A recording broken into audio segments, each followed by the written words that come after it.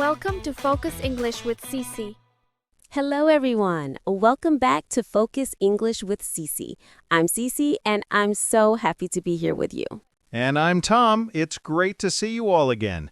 If you want to improve your real-life English, you've come to the right place. Tom, today's episode is all about remote work, the freedom of working from your home, a cozy cafe, or anywhere. In this session, you will learn a lot. We're going to discuss the advantages of remote work, like saving time and being more flexible. But honestly, we will also talk about the challenges that many people face when they aren't in a traditional office. That's a great point. To make sure you can apply this to your life, we will share strategies for success to help you stay focused and productive. Plus, we'll talk about the hybrid model, which is a big future trend for many modern companies. By the end of this episode, you will walk away with natural vocabulary, useful phrases, and a very cool idiom to use with your colleagues or friends. You will feel much more confident speaking English about your job. It is going to be a great lesson, but before we dive into the details and start our story, we have a small request for all of you. If you want to improve your English every day with us, please hit that subscribe button right now and turn on the notification bell. Your support helps us reach more English learners just like you around the world. It also gives us the energy to create more lessons. Done? Great! Now let's get started and see how remote work changed Tom's life.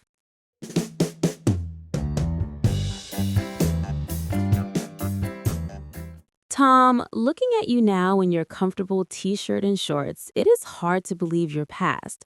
I remember you used to work at a big bank in the city center. You wore a suit, a white shirt, and a tight tie every single morning at 7 a.m., right? That's true, CC. Just thinking about it makes me feel hot and tired.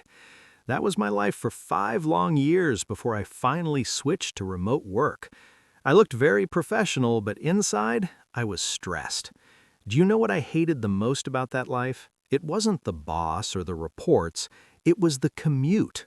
The commute? For our listeners who are new to this word, can you explain it? You mean the journey from your house to the city center office every day? Exactly. A commute is the time and distance you travel between your home and your workplace. My house is in the suburbs, so every morning and every evening, I spent 1 hour each way on that commute. That is 2 hours a day, CC. Wow, 2 hours a day in traffic? That sounds like a nightmare. Was it very crowded? Oh, it was terrible. The traffic was heavy, the noise was loud, and people were always in a hurry. I arrived at my desk feeling exhausted and angry before I even started my first task. My energy was gone because of the commute. I can totally imagine that. It feels like you're wasting your life on the road. So now that you do remote work and work as a freelancer, how do you feel? Is your life different? Cece, it's amazing. It feels like I started a new life. The best part is no commute. I don't have to drive, I don't have to take the bus. I just wake up, make some coffee, and I am at work. I save 10 hours every week. Can you believe that? 10 hours! 10 hours a week is a lot of time. That is like having an extra day of life. What do you do with all that extra time now? Do you just sleep more? Well, sometimes I sleep a bit more, but mostly I use that time for my health. Instead of sitting in a car and breathing in smoke, I use that time to jog here in this beautiful park. I feel so much stronger and happier now because I have no commute. That is a huge positive change for your health. I'm so happy for you. And besides the travel time, I'm sure you have a flexible schedule now, right? Yes, I do. Having a flexible schedule is the biggest gift of remote work. A flexible schedule means I'm the boss of my own clock. I don't have to ask for permission to live my life. That sounds very free. Can you give us a real example of how you use your flexible schedule? Sure. For example, yesterday my sister was busy, so I picked up my nephew from school at 3 p.m. We had some ice cream and talked. Then I went back to my desk and worked from 4 p.m. until 7 p.m. So you can work when you feel most energetic. You aren't stuck in a 9 to 5 routine anymore. You don't have to sit at a desk just because the clock says so. Right. 9 to 5 felt like a prison to me. Now, as long as I finish my projects on time and help my clients, I have total control over my hours. If I want to work in the morning and take a long break in the afternoon, I can. It feels very free, Cece. My heart feels lighter. I can see the joy in your eyes, Tom. But let's be honest, it isn't always perfect. What if your computer breaks, or what if the internet goes down suddenly when you have a deadline? Doesn't that make you panic?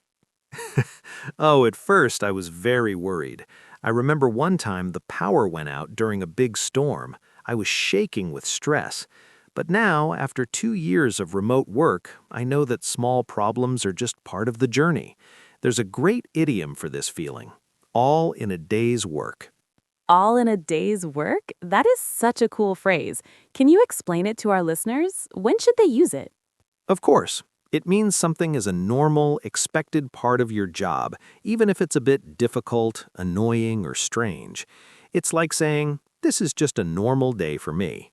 Now, when I face a small problem like a slow internet connection, I just smile, take a deep breath, and say, it's all in a day's work. I love that. It sounds so professional and calm, all in a day's work. It's like you are telling yourself not to worry because you can handle it. Exactly. It's about your attitude. That mindset helps me stay productive, doesn't it? I think so. Let's talk about that word, productive. Some people think if you work in a park or at home, you just play and don't work. Is that true? Not at all. In fact, I'm much more productive now. When I'm happy, relaxed, and have no stress from a long commute, my brain works better. I'm very productive because I can focus on my tasks without people talking loudly around me. So, being productive means you get a lot of quality work done in a short time because you feel good? Yes, I finish my work faster than before. At the bank, I sat for 8 hours, but I was only productive for maybe 4 hours. Now I work for 5 hours and I finish everything because I'm in a good environment. That is a great lesson for everyone. Working more hours doesn't mean you're more productive. It's about how you feel and how you manage your flexible schedule. I totally agree. Remote work changed my life, Cece. I'm not just a worker anymore. I'm a person who enjoys his work. Hey everyone, are Tom's stories about commute and flexible schedules similar to your experience? If you are doing remote work and you find these words helpful, please hit the like button to support us. And leave a comment saying, I love remote work if you enjoy working from home. Now we are moving to the difficult part that people rarely talk about. Don't go away. So, Tom, we talked about the freedom and the extra time you have, but let's be real. Working freely like that without a boss looking over your shoulder, is it ever hard to focus? Do you ever feel like you just want to play video games instead of coding? Oh, absolutely, Cece. Every single day is a battle. Distractions are everywhere when you work from home. When you are in a bank, the environment is for work, but at home, the environment is for relaxing. Distraction. Let's repeat that word for our friends. A distraction is something that takes your attention away from what you should be doing. Tom, what is your biggest distraction? Well, let me tell you about last week. It was a disaster. I was working on a very important piece of code. I was in the zone. Suddenly, my neighbor started fixing his house. The sound of the power drill was so loud. Zzz, zzz. It was a terrible distraction. I couldn't think. I wanted to scream. Oh no, that is the problem with remote work. You can control your house, but you cannot control your neighbors. And I bet there are other distractions inside your house too, right? Not to mention the fridge full of snacks and that very comfortable soft bed. You caught me, Cece. The fridge is my enemy. Every time I find a difficult problem in my work, I walk to the fridge to find chocolate. It is a big distraction. And the bed? Sometimes I look at my bed at 2 p.m. and think, maybe a small nap is okay. But a small nap becomes 2 hours. I understand. It takes a lot of discipline. If you aren't disciplined and strict with yourself, you will quickly lose your work-life balance. That is so true. Work-life balance is a phrase I struggle with every week. Let's explain this to our listeners. Work-life balance is the ability to separate your professional job from your personal, private life. It means you have enough time for work, but also enough time for family, friends, and yourself. Why is it so hard to keep this balance when you work remotely, Tom? Because your home is your office, CC. The lines become very blurry. When I worked at the bank, I left the building at 5 p.m. Work was finished. But now, my laptop is always on my dining table. It feels like I am always at work. I see. So you never truly leave the office because the office is your living room. Exactly. I remember one time, about a month ago, I started a project at 9 a.m. I was so busy that I forgot to eat lunch. Then I forgot to eat dinner. Suddenly, I looked at the clock and it was 2 a.m. I was still working. I forgot to stop because there was no one to tell me to go home. I felt completely burned out the next day. My work-life balance was zero. That sounds very dangerous for your health. You need to rest. And when you work those long hours alone at night, do you ever feel lonely? Yes, very much. I felt very isolated during that time. Isolated. That is a strong word. It means feeling alone or feeling like you are disconnected from other people and the rest of the world, right? Correct. When you work in an office, you have water cooler talk. You say good morning to your friends. You laugh during lunch. But with remote work, I realized I didn't talk to any human being face to face for a whole week. A whole week? That is a long time. Not even a neighbor? Not even a neighbor. The only person I saw was the food delivery guy, and we only said thank you and goodbye. That was my only social interaction. I started talking to my plants, Cece. Oh, Tom. But seriously, that feeling of being isolated is not good for your mental health. We are social creatures. We need to see faces and hear voices. I agree. I started to feel sad and unmotivated. I had the freedom I wanted, but I was lonely. I realized that remote work isn't just about sitting in pajamas, it's about managing your mind and your heart, too. I'm glad you shared that. It's important for our listeners to know that if they feel isolated, it's a normal challenge of remote work. It doesn't mean they're doing a bad job. It just means they need to find a new way to connect with people. Exactly. You have to be very intentional. You have to work hard to keep your work-life balance and fight those distractions. It's all in a day's work, as we said before, but it takes practice. Wow, Tom, you had a very difficult time with distractions and feeling isolated. It sounds like you were almost ready to give up on remote work. So tell us, what did you do to fix the isolation and find your work-life balance again? How did you save your mental health? You are right, Cece. I was very close to going back to a regular office, but I loved my freedom too much, so I had to change my habits. The first thing I did, and this was the hardest, was learning to set boundaries. Set boundaries. That sounds like a very professional phrase. For our friends listening, to set boundaries means to create clear limits or rules for yourself and for other people. Can you give us an example of a boundary you made? Of course, my biggest problem was working until 2 a.m., so I made a strict rule. After 6 p.m., I am no longer a worker. I am just Tom. I physically close my laptop and I put it inside a dark cupboard in my hallway. I lock the door. No exceptions. Even if I have a small idea, I don't touch that laptop until the next morning. You lock the laptop in a cupboard? That is a very strong boundary. But I guess it works because you cannot see the computer, so you don't think about work. Exactly. It helped me find my work-life balance again. When the laptop is in the cupboard, my brain knows that work time is over and lifetime has started. I feel so much more relaxed in the evening now. I can watch a movie or cook dinner without feeling guilty.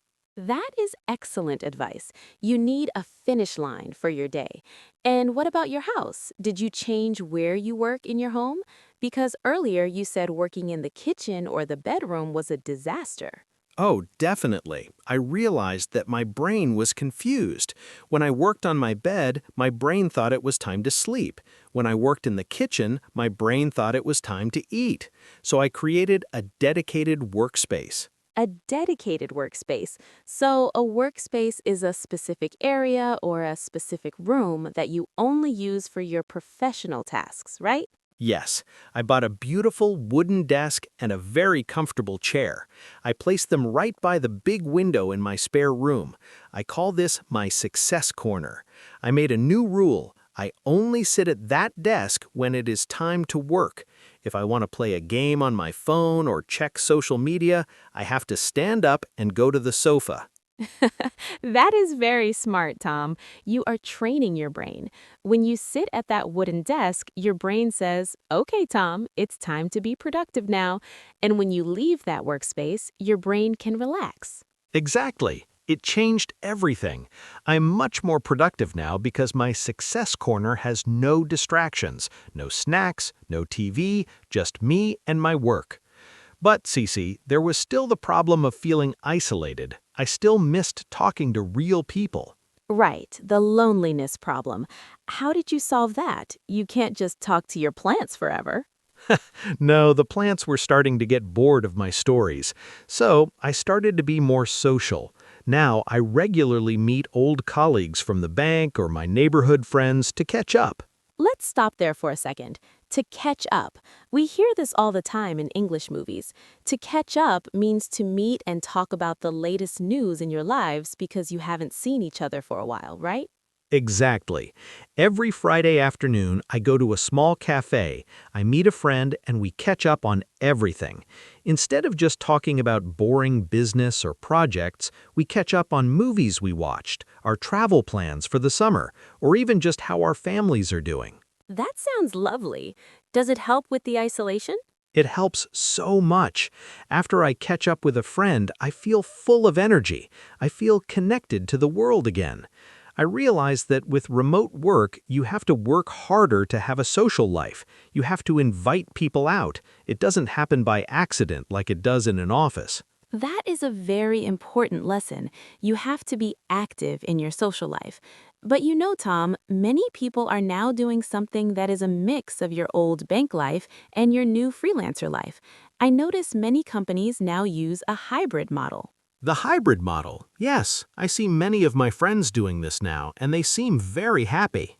For our listeners, hybrid means a mixture of two different things. So a hybrid model in work means you don't stay home all week, but you don't go to the office all week either.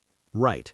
My friend Sarah works in a hybrid model. She goes to the office for 2 days, usually Tuesday and Wednesday. On those days, she has many meetings and she can catch up with her team in person. They have lunch together and share ideas. And the other 3 days. For the other 3 days, she works from home. She uses that time to focus deeply on her writing and reports. She has no commute on those days, so she stays productive at home. I think the hybrid model is definitely the future trend. It balances the benefits for everyone. The company saves money on office space, and the workers get the flexible schedule they want without feeling isolated. I agree. The future trend is not about choosing only home or only office. It's about finding the perfect balance that works for your life. It's about being happy and productive at the same time. Tom, your journey from a stressed bank worker to a happy remote worker with a success corner is so inspiring.